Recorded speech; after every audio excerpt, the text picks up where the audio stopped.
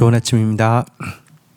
시편 68편 묵상하도록 하겠습니다. 오늘은 앞부분 1절에서 14절 묵상하겠습니다. 1절 하나님이 일어나시니 원수들은 흩어지며 주를 미워하는 자들은 주 앞에서 도망하리이다.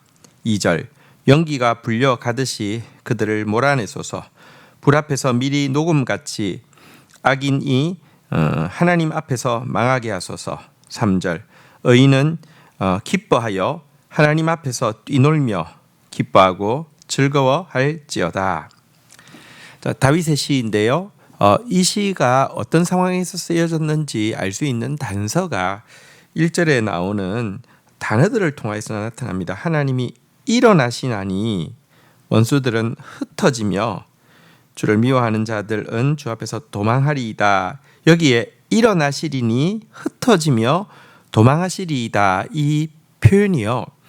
정확하게 이 언약궤가 이제 광야에서 이제 움직일 때 나오는 표현이거든요. 민수기 10장 35절에 보면 궤가 떠날 때 모세가 말하되 여호와여 일어나사 대적들을 흩으시고 주를 미워하는 자가 주 앞에서 도망하게 하소서. 이렇게 이야기했습니다. 궤가 움직일 때마다 주님 일어나십시오. 원수들을 흩어 주십시오. 주 앞에서 도망하게 하여 주십시오. 이랬는데 그 동일한 표현을 쓰고 있는 것을 볼 때 명확히 이것은 언약궤를 움직여 다윗성으로 들어갈 때 불렀던 시임을 알 수 있습니다. 자, 그러면서 이 언약궤의 말씀이 움직일 때 일어나는 일에 대해서 2절에 보니까요. 대적들이 사라지는데 연기가 불려가서 사라지는 것처럼 불 앞에서 그러니까 가 녹아 내리는 것처럼 이렇게 신속하게 또 자취 없이 망하게 될 것이다라고 이야기하며 또 언약궤의 말씀이 움직일 때 구원받을 의인들은 기뻐하고 즐거워하며 하나님 앞에 뛰놀게 될 것이다라고 이야기하고 있습니다. 하나님의 언약궤의 말씀이 임하면요.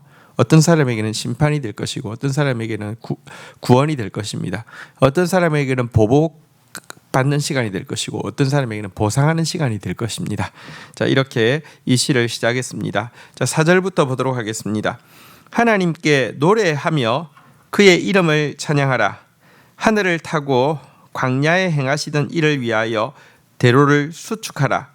그의 이름은 여호와이시니 그의 앞에서 뛰놀지어다. 5절 그의 거룩한 처소에 계신 하나님은 고아의 아버지시며 과부의 재판장이시라. 6절 하나님이 고독한 자들은 가족과 함께 살게 하시며 갇힌 자들은 이끌어내사 형통하게 하시느니라.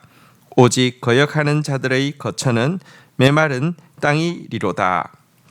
자, 이제 다윗은요 불기둥 구름 기둥을 타시고 출애굽한 이스라엘 백성들 앞에서 권능을 행하시던 하나님의 언약궤가 이제 그들 앞에 지금 움직이고 있으니 그분께서 이렇게 시온으로 들어가실 수 있도록 또 그분께서 보복과 보상의 일을 하실 수 있도록 대로를 수축하라라고 이렇게 먼저 명령하고 있습니다.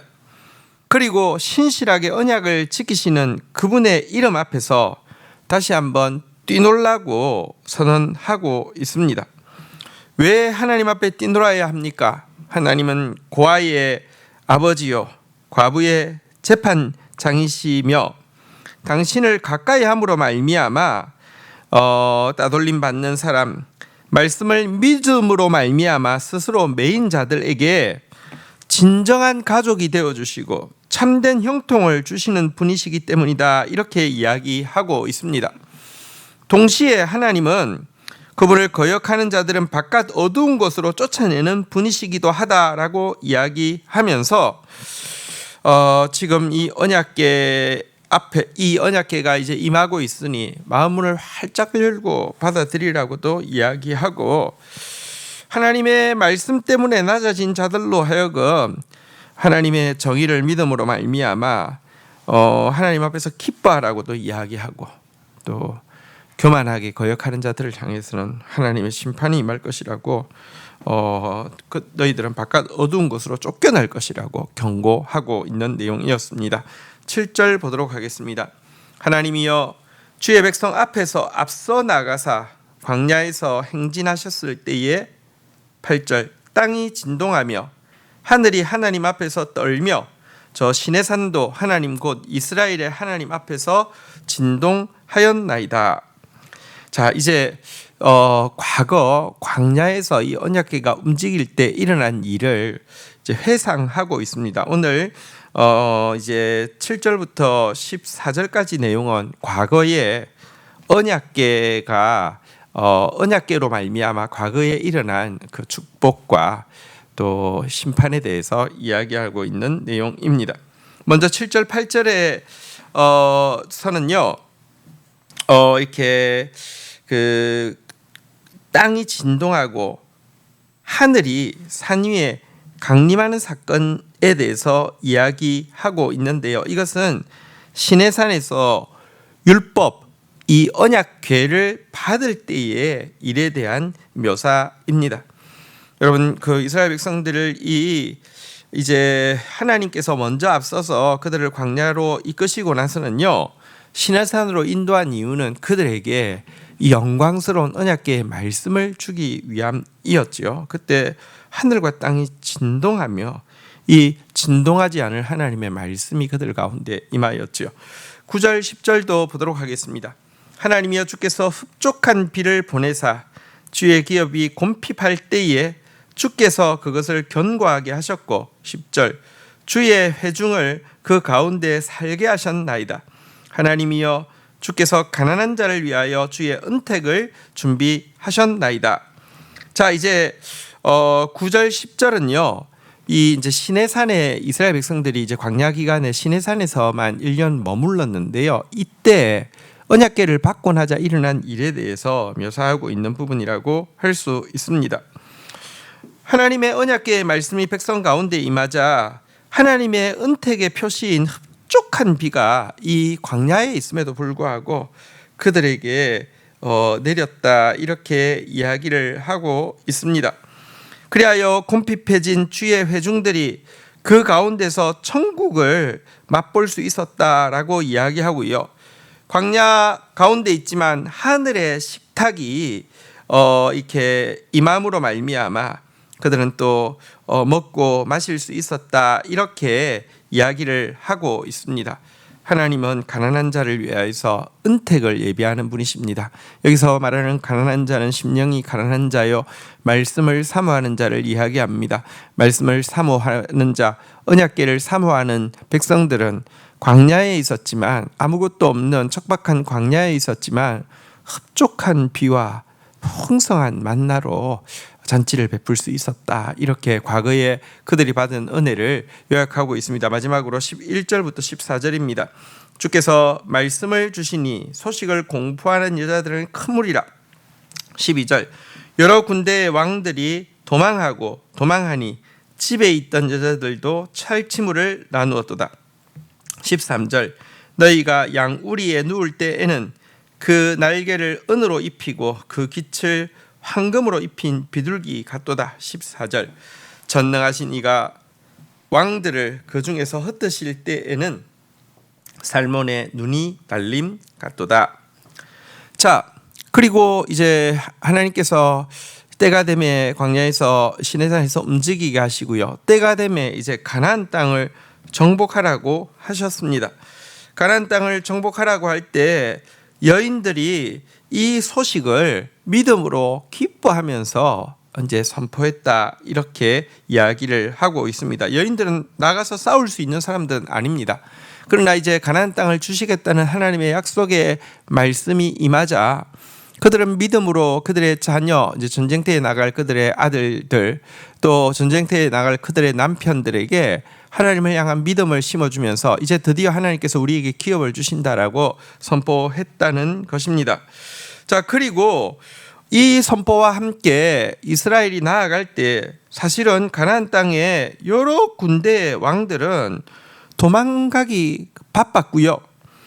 여러분, 전쟁의 탈취물은 사실은 전쟁에 참여한 사람들만 받는데 믿음으로 선포한 여인들도 그 탈취물을 나눌 수 있게 해 주셨다라고 이야기하고 있습니다. 그리하여 그들이 이제 가나안 땅을 차지하게 되었고 안식을 누리게 되었는데요. 이때 이스라엘 백성들이 누렸던 안식에 대해서 양우리가 눕는 모습과 날개를 은으로 입히고 그 깃을 황금으로 입힌 비둘기와 같다, 이렇게 이야기하고 있는데요.